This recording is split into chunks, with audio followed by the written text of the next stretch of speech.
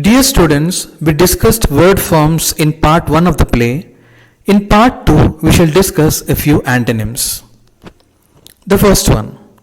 Abel thrusts his hand at Ben, who skips back smartly and retreats with Mrs. Jordan. Here, retreats is a verb.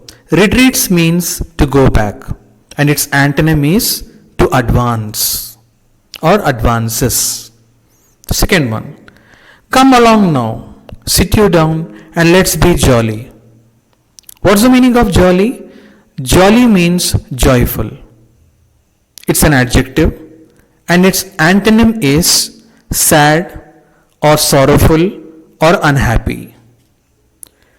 Third one, be quiet, Elizabeth. Here, the opposite of the word quiet is noisy. Both are adjectives. Fourth one, we'd make you very comfortable. Comfortable is a common word and its antonym is uncomfortable. Fifth one, it seems to me that neither of you has any cause to feel proud about the way you have treated me. Proud is an adjective and its opposite or antonym is humble. Sixth one, we've had it fixed up a good while now, but I was keeping it for a pleasant surprise. The opposite or the antonym of pleasant is unpleasant. Dear students, now let us analyze a few question and answers. As you all know, the answers for a few questions can be found in the passage, whereas a few answers demand your analysis. That means you have to think about those answers, keeping in view the characters. You need to recollect the story, and most importantly, you need to add your opinion. For example, look at the first question. Justify the view that the husbands of Mrs. Slater and Mrs. Jordan are men with no individuality. To answer this question, you need to understand the meaning of individuality. What do you mean by individuality? A person with his own individuality means if a person is able to take his own decisions, or if a person is not easily influenced by others, that person is considered to be a person with his own individuality. Now here they are asking us, they are themselves saying that Henry and Jordan are men with no individuality, and you need to support that view by giving an example from the play itself.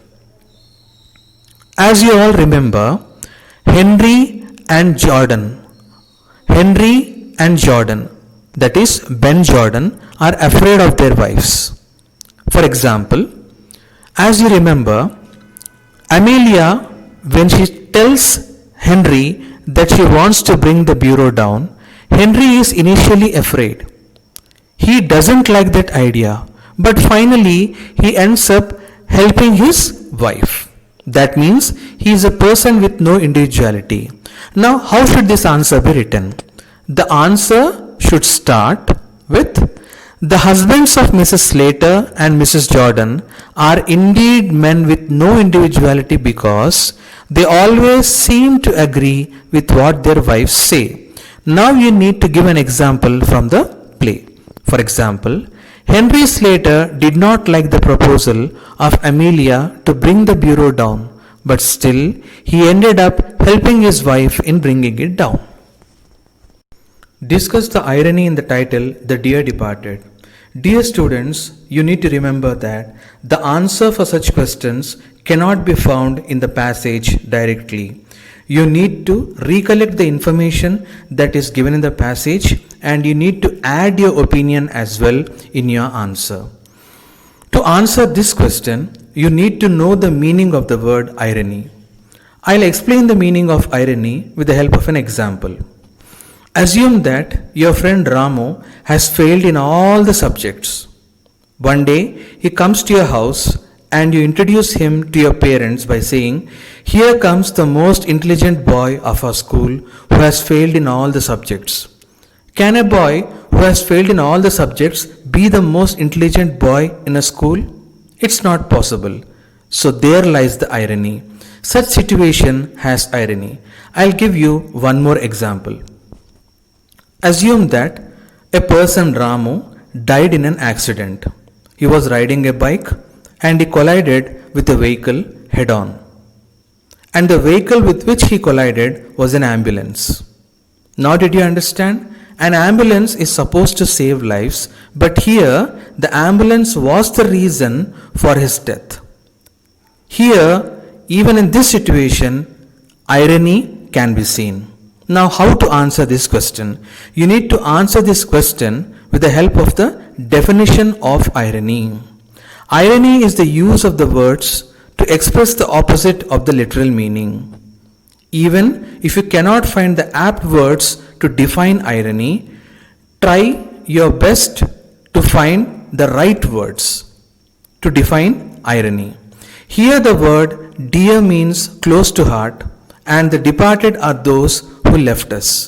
It signifies love, but as it is evident from the play, the daughters have no love for their father. The only thing they love is their father's property. In what way is the play The Dear Departed a commentary on the hollowness of human relationships? Or this question can also be understood as, how can you say that the play The Dear Departed shows the true nature of a human being? Even for this question, the answer cannot be found directly in the passage. You need to analyze the information that has been given in the passage. So, how should you write the answer? The Dear Departed is a commentary on the hollowness of human relationships because all through the play, the hypocrisy of the daughters and their husbands can be seen. The daughters are more worried about the property than their father, who was assumed to be dead. Here, the true nasty nature of a human being can be seen, who loves money than anything else. What are the three things that the father plans to do on Monday next? What effect does it have on his daughters? The answer for this question can be found directly in the last paragraph of the play. The three things that the father plans to do are changing his will, paying the insurance premium, and getting married. The daughters are heartbroken because all their plans to get their father's property turned upside down. Here, the answer for the second part about the effect it had on his daughters, should be written on your own. Always remember, use your own words while writing the answers.